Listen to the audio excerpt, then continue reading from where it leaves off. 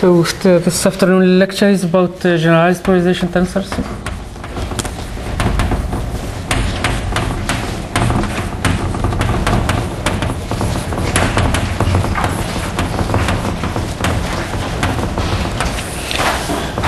From this multistatic response matrix, we locate the target. Now we are interested in reconstructing its some geometric features.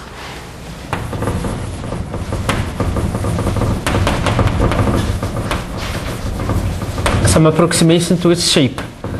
And we are interested also in separating, we want to separate the material parameters, the electromagnetic material parameters,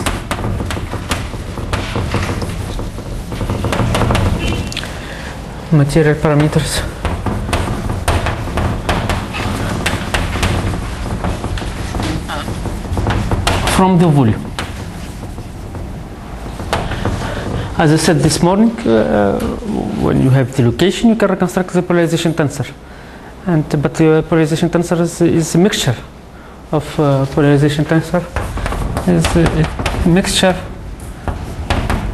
of material parameters and geometric parameters.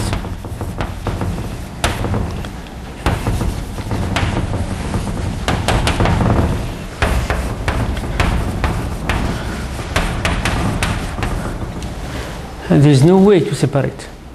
In order to separate this material parameters from geometric parameters, you need to get a higher order approximation, higher than the dipole, higher order approximations, higher than the dipole approximation. You need at least a quadruple approximation, at least.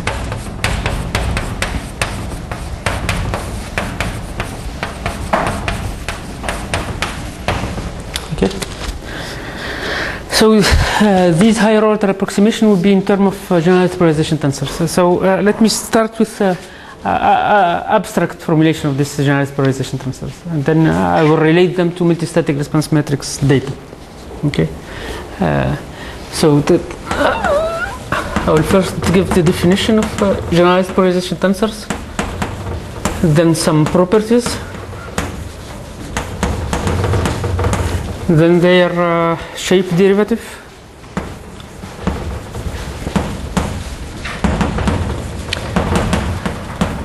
in other words, how they change when you change a little bit the domain, how these polarization tensors are changing. And then I will introduce a Hoping algorithm or matching algorithm. It's a hopping time algorithm. I'll explain it later. From the generalized polarization tensor, how to reconstruct the matching algorithm, how to reconstruct the shape or good approximation of this shape from these tensors. And then I will relate the generalized polarization tensors to multistatic response matrix data, and I will show that they can be obtained solving least squares problem.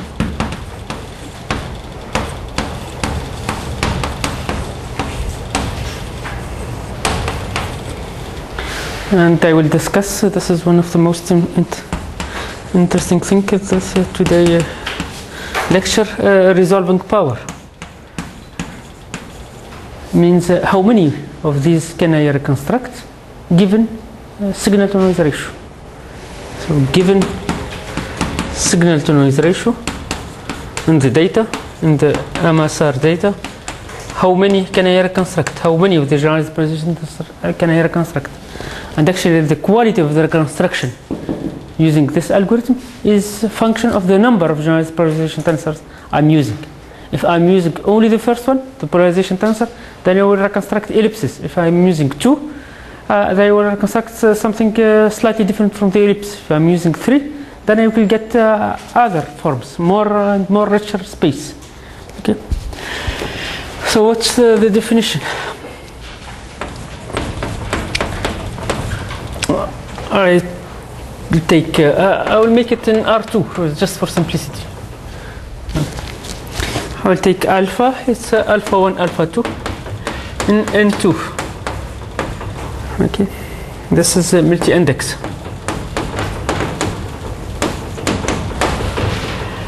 I will denote by x alpha, x1 alpha 1, x2 alpha 2. And alpha is alpha 1, alpha 2. Factorial of alpha is factorial of alpha 1 times factorial of alpha 2. Okay.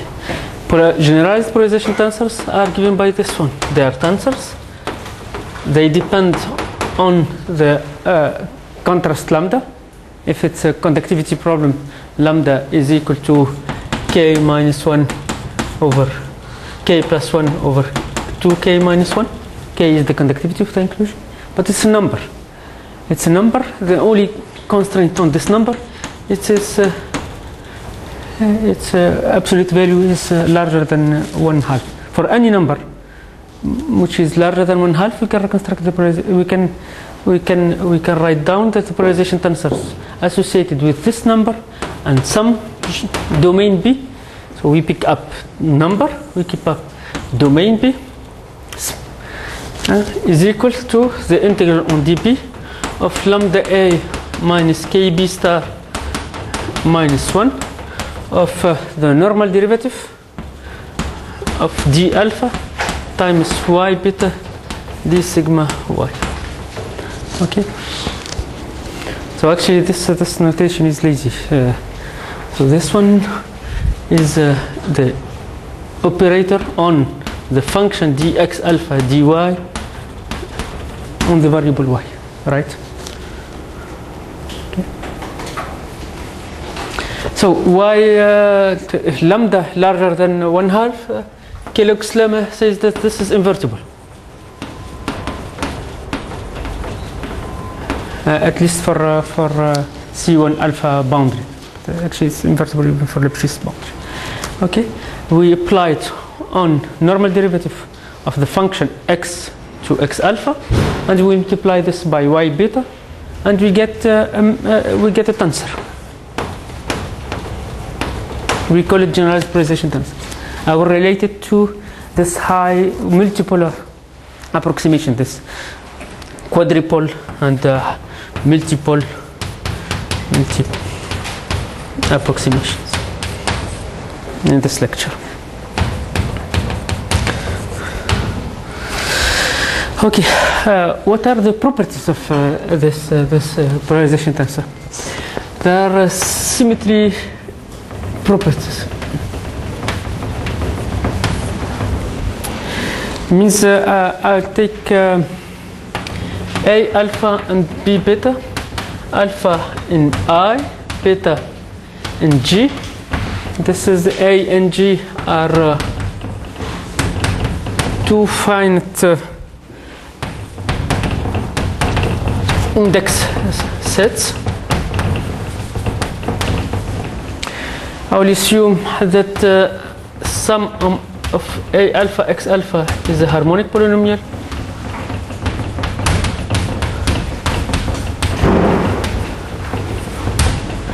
Sum of A beta x beta is a harmonic polynomial, and the properties of the polarization tensor are on harmonic coefficients. So I will call A alpha, so this, and B beta a harmonic coefficients.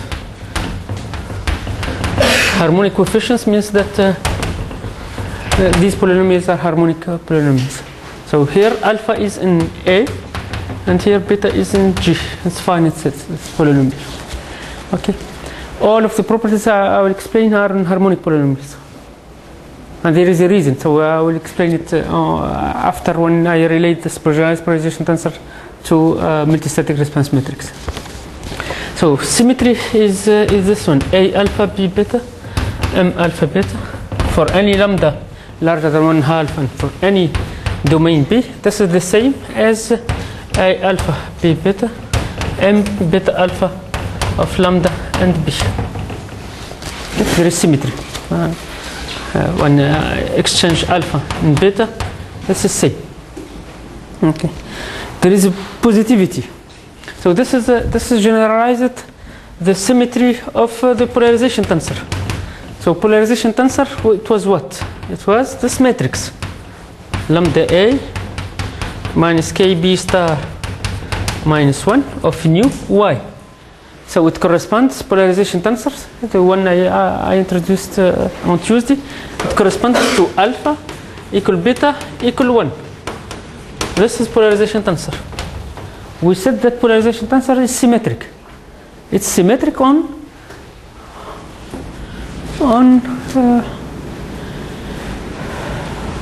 it's symmetric because alpha is equal to 1. So this is our Ax is for any constant A, this is harmonic polynomial, it's a linear. B is for any constant B, Bx is harmonic polynomial. Then it's constant on, it's a symmetric matrix. Okay, the others are symmetric. The higher ones are symmetric on harmonic polynomials, or harmonic coefficients. Okay, so then positivity. We said that polarization tensors is positive definite.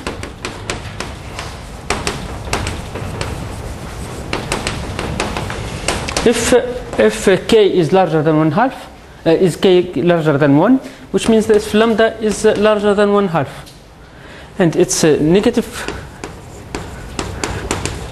definite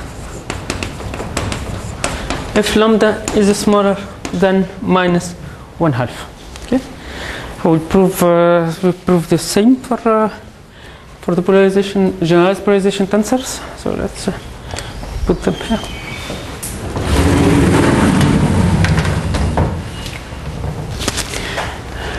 So positivity is on harmonic polynomials too. So we take A alpha set of harmonic coefficients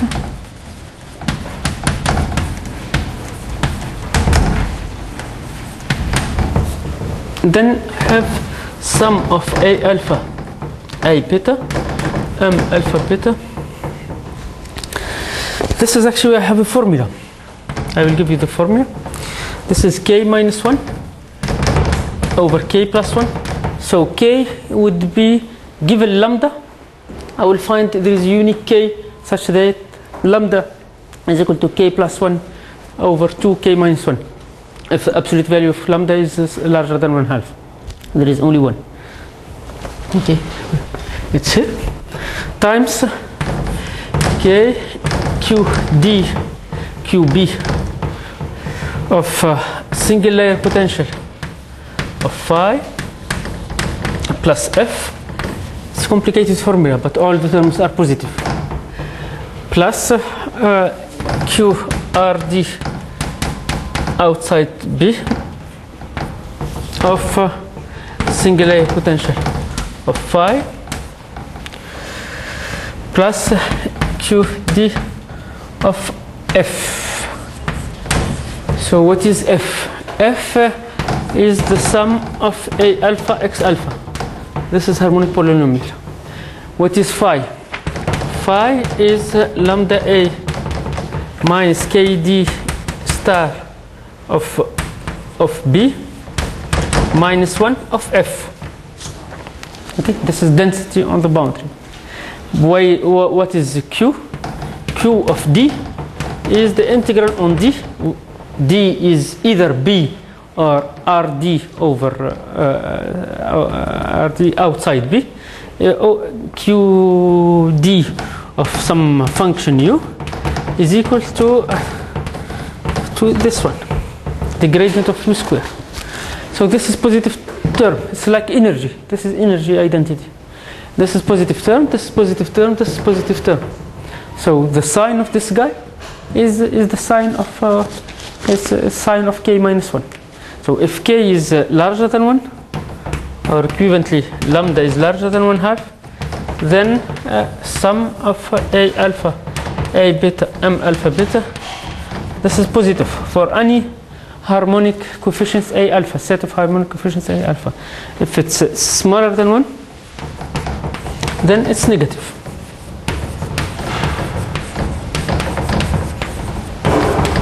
This is same as polarization tensors, but on harmonic coefficients. Okay, something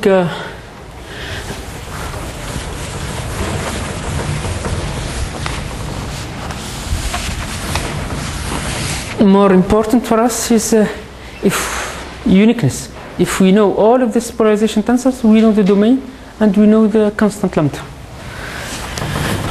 So we have symmetry, we have positivity, and we have uniqueness also. Uniqueness. If the sum for A alpha, B beta, M alpha beta of lambda 1 and B1 is equal to sum of A alpha, B beta of M alpha beta of lambda 2 and B2 for any harmonic sets, for any sets of harmonic coefficients A alpha and B beta,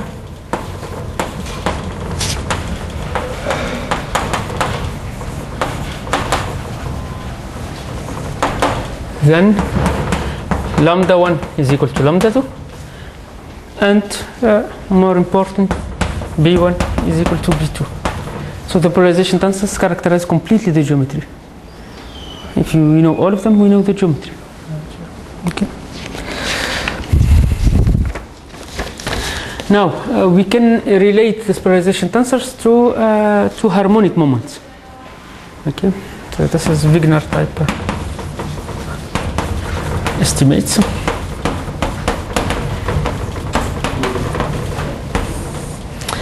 We can prove that 2 over 2 lambda plus 1, the sum of D gradient F square, where F is given by this one, it's harmonic polynomial. This is less than the sum of A alpha, the sum of A alpha, A beta, M of alpha beta, and this is less than 2 lambda minus 1, the sum of on B, I call the domain B, of a gradient of F square. So gradient of F square integrated on B, this is harmonic moment. Right?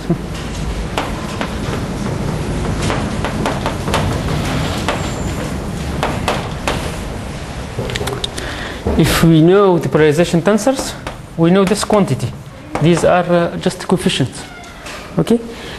Then we have estimates for the harmonic moments from below and from above. If this is known, then we have estimates for the harmonic moments. If the harmonic moments are known, then we have estimates for the polarization tensors. Okay.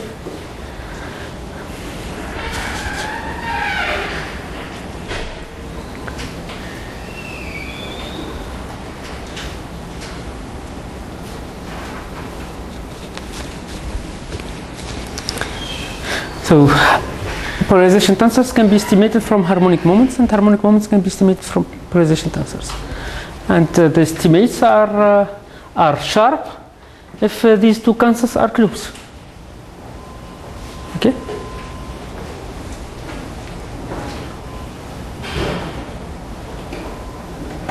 So if lambda is large, the estimates are very sharp, because this constant would be almost this constant.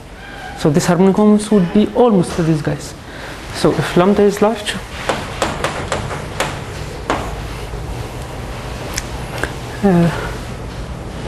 the estimates are sharp. The estimates of the generalized polarization tensors in terms of the harmonic moments.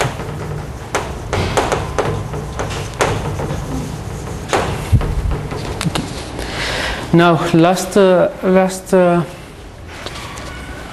property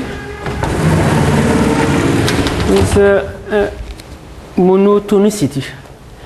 If some domain contains the other and the conductivity is larger than 1, So if B1 is contained in B2, then the sum of A alpha, B beta, M alpha beta of lambda and B1, this is smaller than the sum. It has to be quadratic form.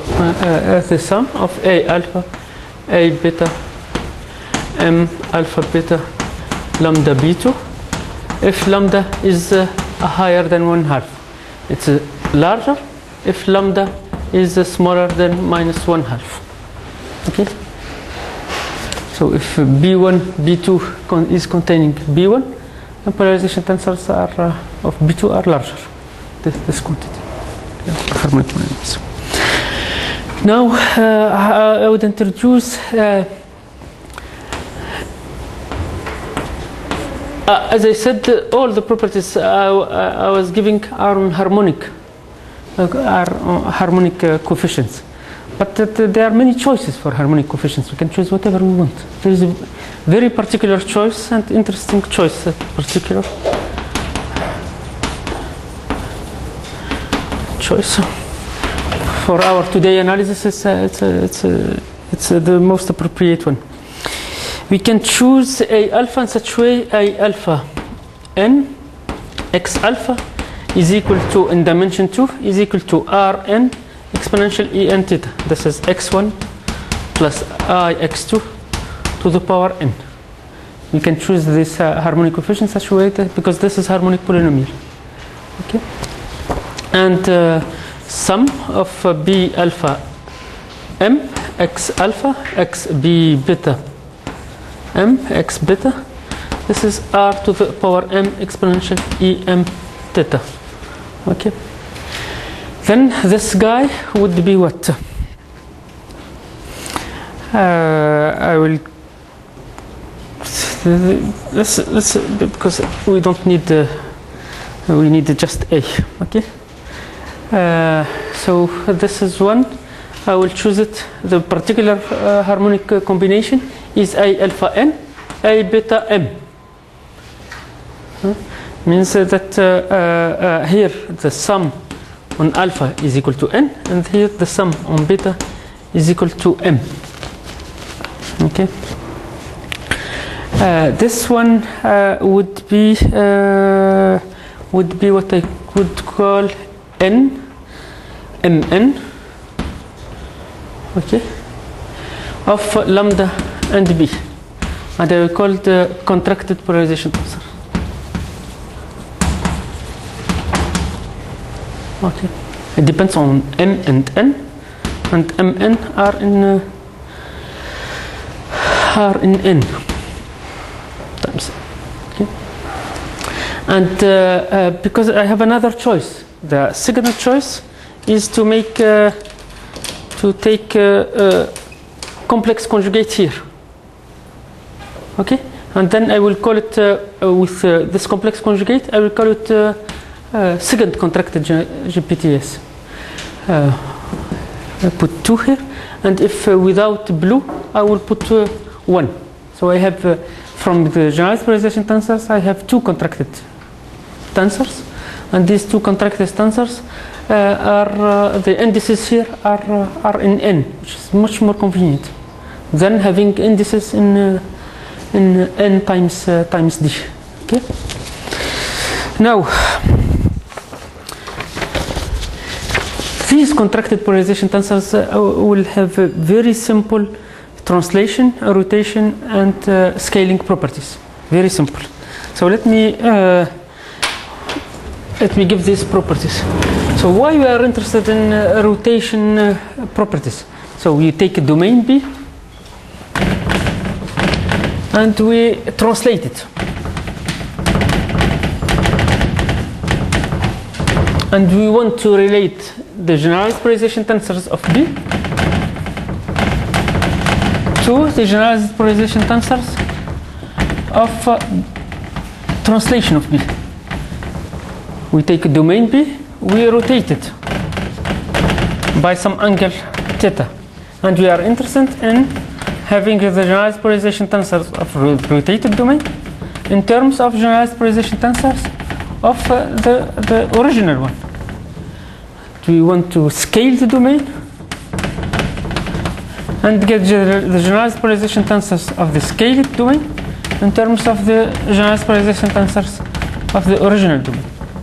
Why we are doing this? Because actually these polarization tensors are here, are in the asymptotic analysis, small volume asymptotic expansion of higher order. And then when the target is translated, we want to have explicit formula for the effect of this translation without doing the asymptotic analysis. Okay, when it's scaled, divided by 2, its volume, or multiplied by 2, we want to see exactly the effect. When it's rotated, we want to see the effect. Okay, the formula are simple. In terms of generalized polarization tensors, they are a little bit more involved. But in terms of this two families of contracted polarization tensors, it's simple. So it's based on, if you look at the polarization tensors, they were defined in terms of the operator K star B. Yeah, this is a Newman-Poincaré operator. So we have to look whether how this operator behaves with respect to translation, rotation, and scaling. Okay. So let's start first by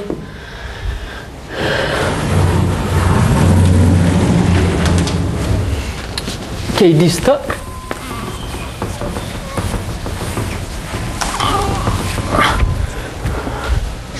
I will keep this for. So let's start by translation. So KD star of translated B is the same as KD star. KD star is invariant with respect to translation. So KD star of I call it phi t translated. So phi t is phi of x plus z. We take phi for x on dB, x plus z is on dB plus z on the boundary of the translated domain, and phi t of is defined by this one. So k star of the translated domain is the same as k star of the original one for the function phi. It's invariant with respect to translation. Why is this? We can look at this formula. So let me write KB star here.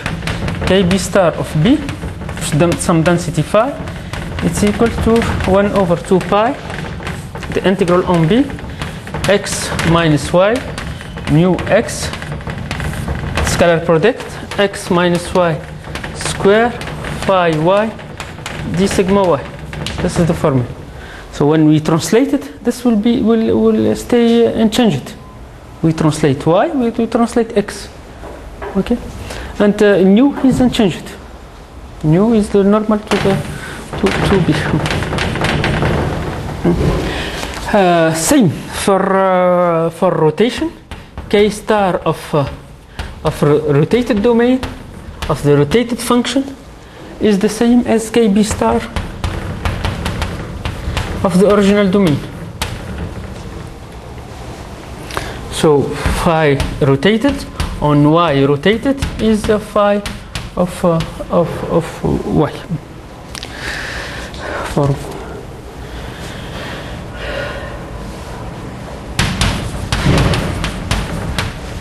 okay, r theta is just this rotation. So rotation by angle theta, cosine theta, sine theta, minus here sine theta and cosine theta, and y theta is equal to this r theta of y.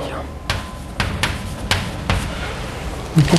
So Newman-Poincaré operator is invariant under translation, is invariant under rotation, and it's invariant under scaling too. So when I make the scaling, so we change the domain D to SD, or the domain, the K star of phi scaled, of x scaled, is the same as k star b of the original one at x. So x scaled is s times x, and phi scaled of x scaled is phi of x. Okay, and the s is just factor. Why is independent? Because you scale here, you scale here.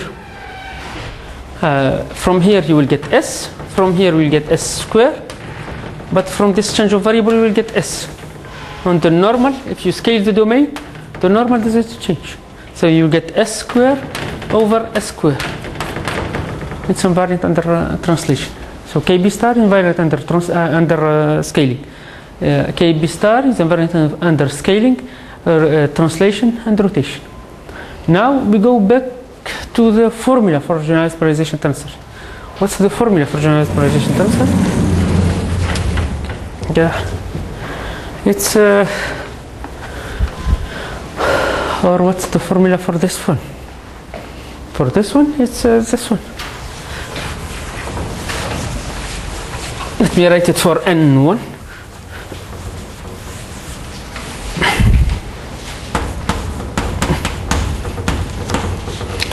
Lambda b. This is sum of a n alpha, a m beta, and the integral on db of what? Of lambda a minus kb star minus 1 of dx alpha d nu y beta d sigma y. Okay.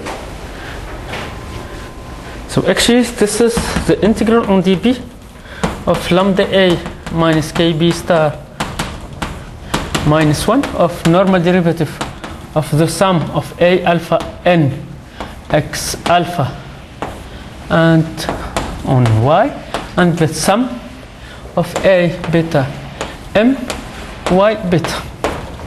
Alright, d sigma y.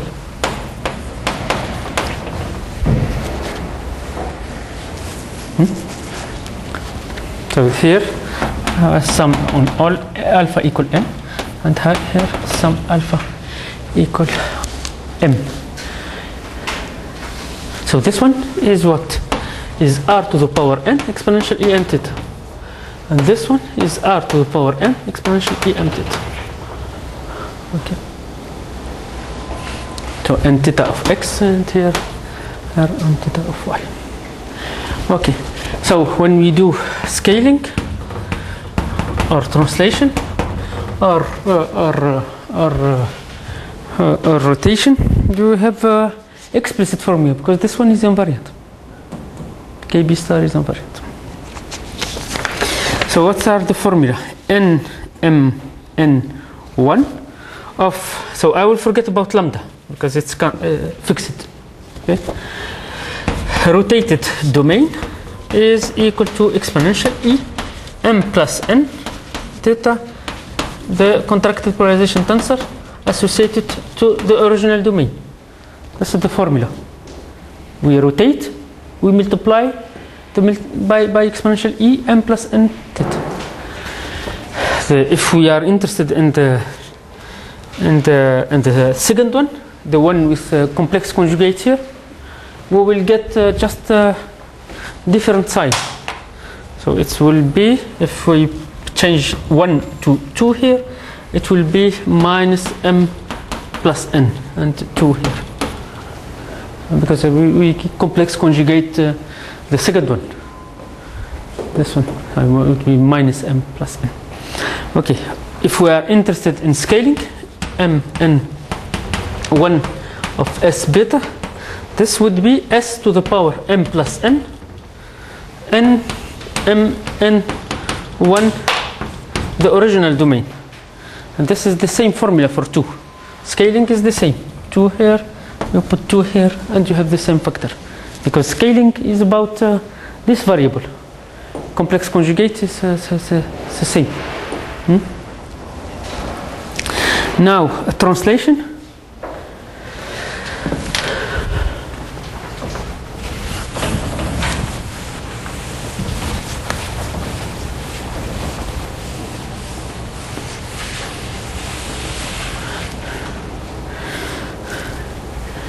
NMN1 translation TZ of B translated with Z.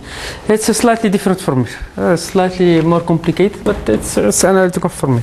So let me write it down. L equal 1 to M, G equal 1 to N, C D M L, and N1 L G B, and C D N G.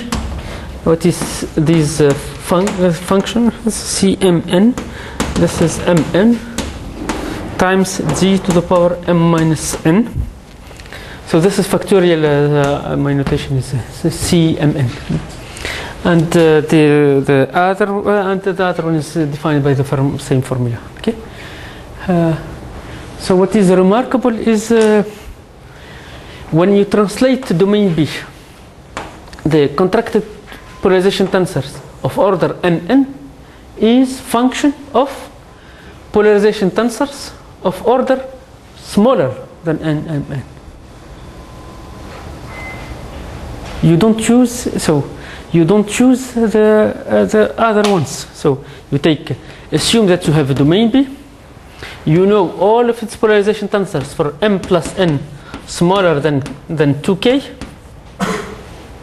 Okay, or K, so it's K, okay, some number. You translate the domain, and you are interested in what is the MMN of the translated domain.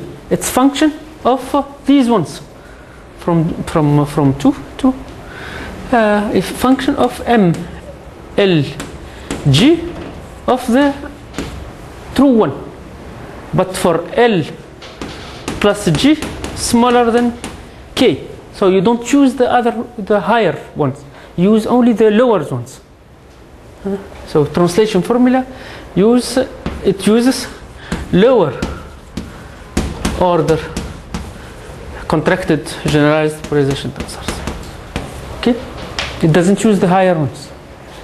If you know all of them for some true domain B, you translate the domain, the new polarization tensor is function of the lower of the other ones. Okay. Now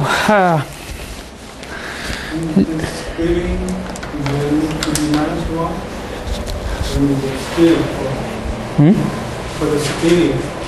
For the scale, This should be n plus n minus 1. here? Minus 1? No, S plus M.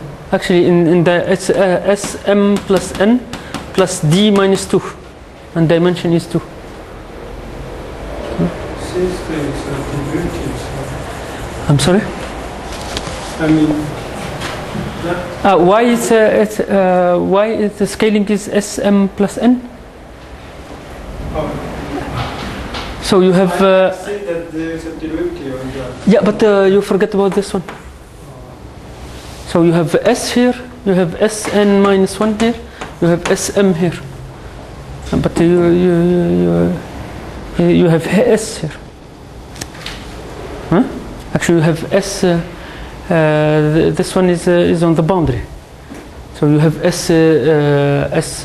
D minus 1 here. Okay, so SD minus 1 plus NS minus 1 plus MM is SM plus N plus D 1 minus 2, and dimension D equal to it's just M plus N, right? Okay. Now let's make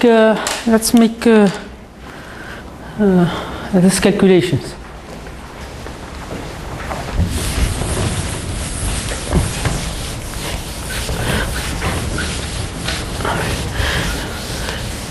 In our small volume expansion formula, we have D equal Z plus let's say, let's call it some scale S and some rotation of some given domain. Take a domain B, rotate it, scale it, translate it, and call it B. So this is from B to D. So D is equal to S translation, rotation, of some given domain B. Okay, so what's the relationship? How can we find S, D, and theta? S, D, and theta given the contracted polarization tensors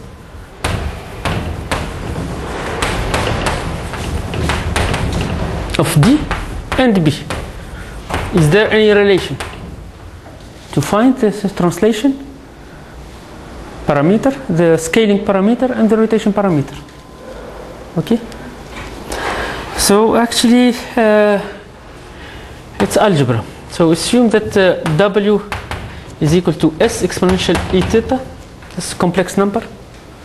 Then compute what is N1, 1, 1. 1, 1 means for M equal 1 and for N equal 1 of D. You will find that this is W2 N 1, 1 of B. So if you know this one and you know this one, you know what is W square. Okay? If you know N 2, 1, 1 of D, you compute what it is using this three properties, this translation, rotation, and scaling property. You compute it and you will find out that this is 2 N 1, 1, 1 of D plus W3 N 1, 2, 1 of D of B. So if you know this one, you know this one, you know this one. If you know W, then you know D. It's interesting. Then there are other formulas. N 2, 1, 1 of D. This is S2 N 1, 1 of B. So scaling parameter is very easy to get. Then there is a last formula. Let me give it to you. 1, 2 of 2, equivalent to this one, of D is equal to 2 N 1, 1, 2 D G plus S2 W N 1, 2 of B. So S can be found explicitly. S is from this formula. S is a square root. It's a number, and it's positive. It's a scaling. Square root of N2 1, 1 D N 1, 1, 2 of B. This is S. Okay. How about the other ones? D is simple. So D is where is it? D is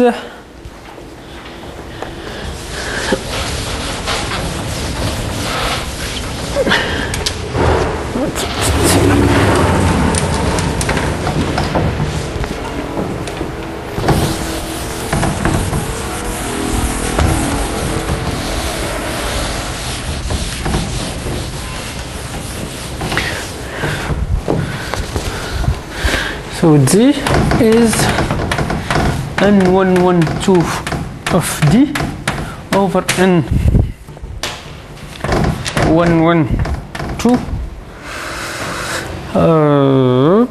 of D, and here 1, 2.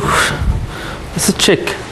N122. Where is one N122? It's this one. Okay. Over 2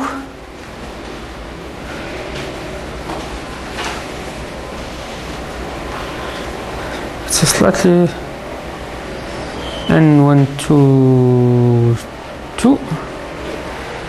I think you can get the formula out of this. Okay, some formula. So there is explicit formula for G. So I got confused. It's in the book. It's in this note. But it's explicit formula. For theta, there is no explicit formula. So you get S, you get G, it's here. So how to find the S to omega? But theta, you have to make it by least square solution. So theta, to cover theta, we should make least square solution.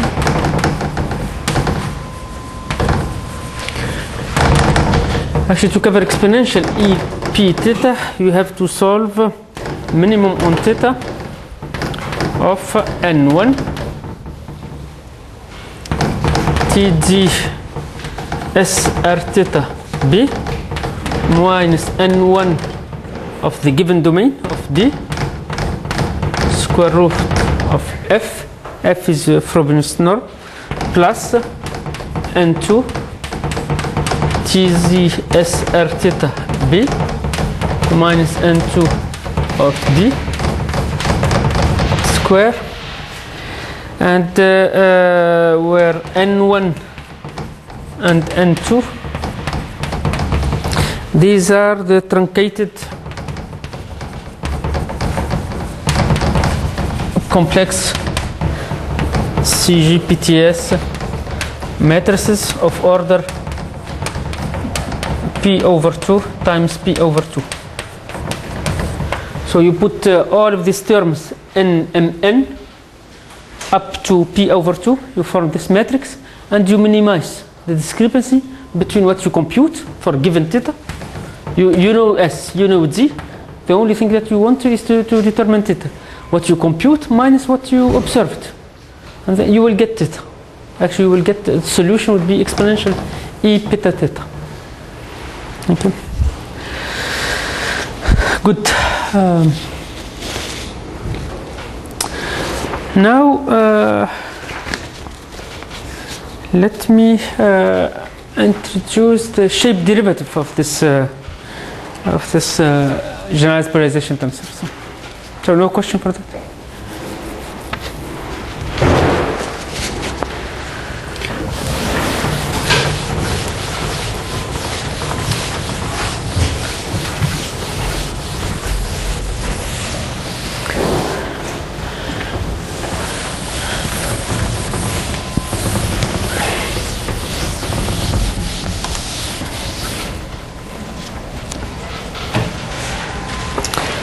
So what's the shape derivative?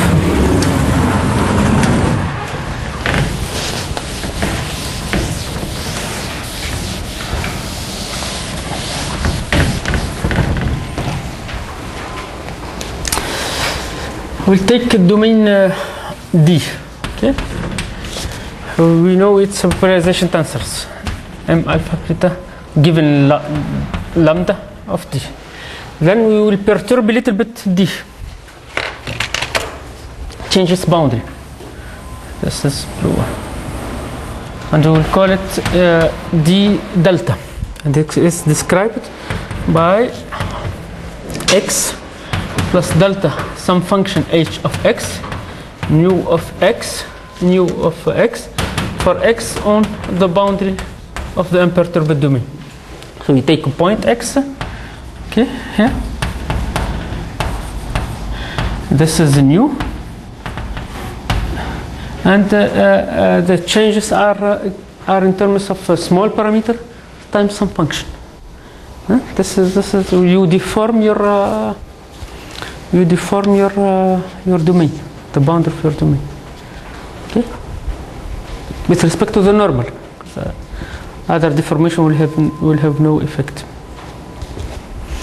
Okay, and you are interested in computing what is the difference between the polarization tensors for the perturbed domain minus the polarization tensors for the imperturbed domain. Okay, this one we will do it also on harmonic polynomials because it's simpler. So if you take A alpha and B beta, two sets of harmonic coefficients,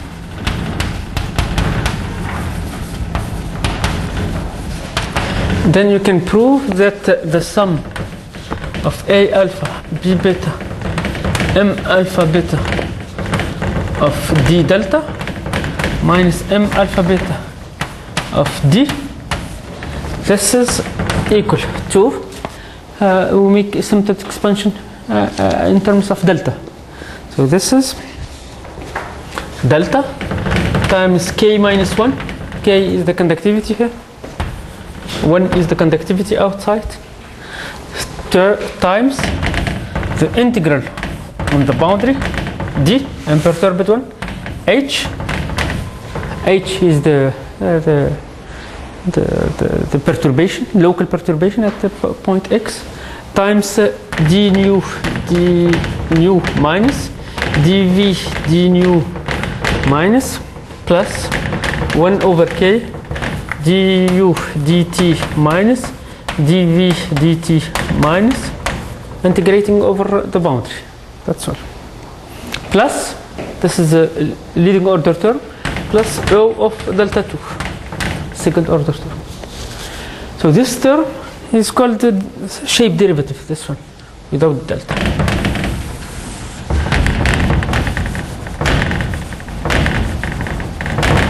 Actually, it's not the I will make it more clear, make a statement there. But this is the effect of some small changes of the shape. Actually, shape derivative is you write this term as shape derivative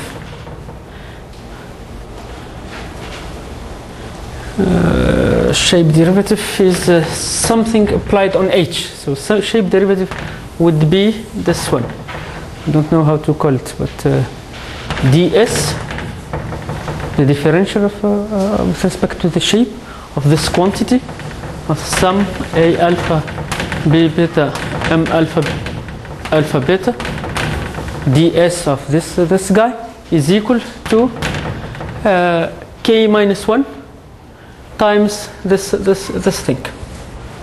This is shape derivative.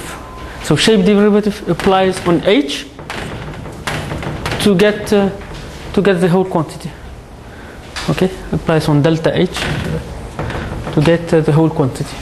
So the whole would be shape derivative. Shape derivative is functional on the changes. So these are the changes. And the shape derivative is a linear form. It's functional on these changes, and it's given by this one. Okay, when you neglect the order 2 perturbation. Okay, so what's u? U is solution to Laplacian u equals 0 in d and outside d. U plus is equal to u minus on the boundary. Normal derivative of u plus is equal to k normal derivative of u minus on the boundary. And u behaves like the sum of a alpha x alpha. This is harmonic polynomial at infinity. I will call it this one, call it h. U behaves like h. And v is the solution to what is called the dual problem. It's dual to this problem. U is the solution. U is the solution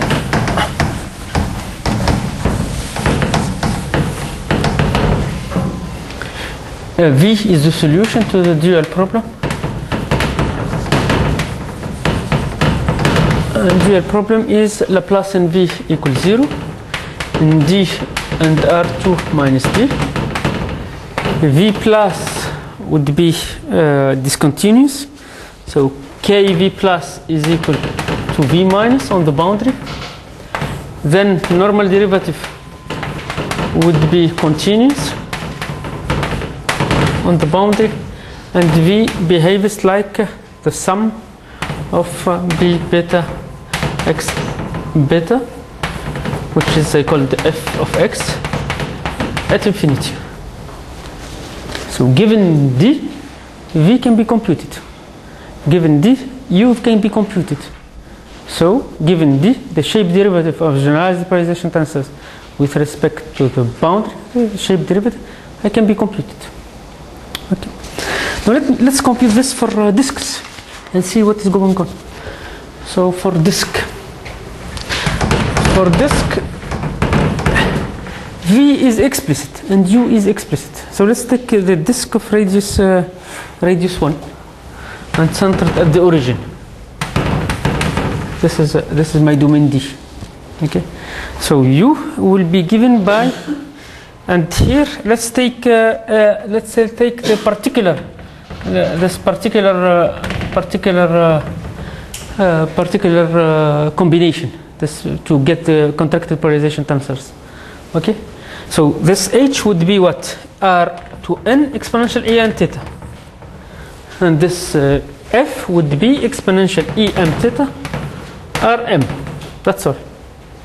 Okay, so if you solve Laplacian U equals 0, so Laplacian Un now, because n is here, and no jump on the trace.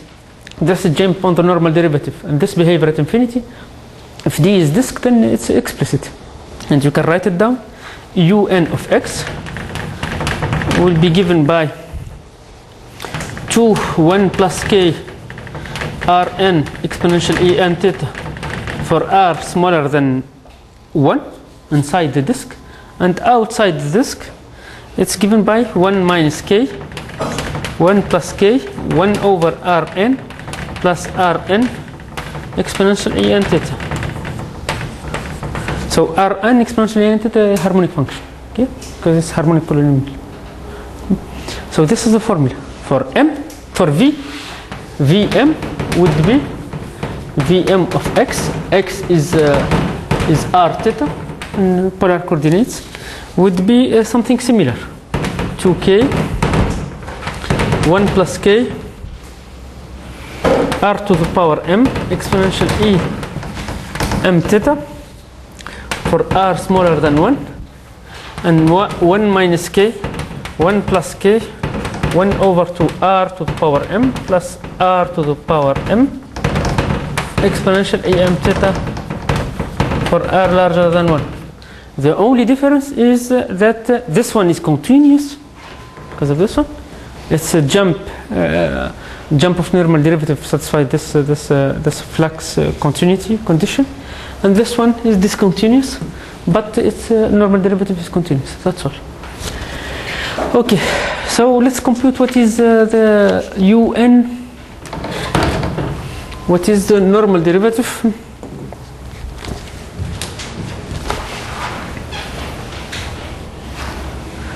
I would like to keep this one. So what is this guy? What is normal derivative? Minus n m plus 1 of k dun dt minus du dvm dt minus. So t here is nu is the normal derivative.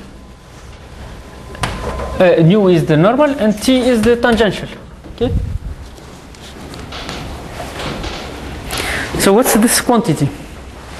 This quantity you can compute it at because it's explicit. And this you compute this for what? For r equal 1. Okay. So let me compute it. Okay. Let me write.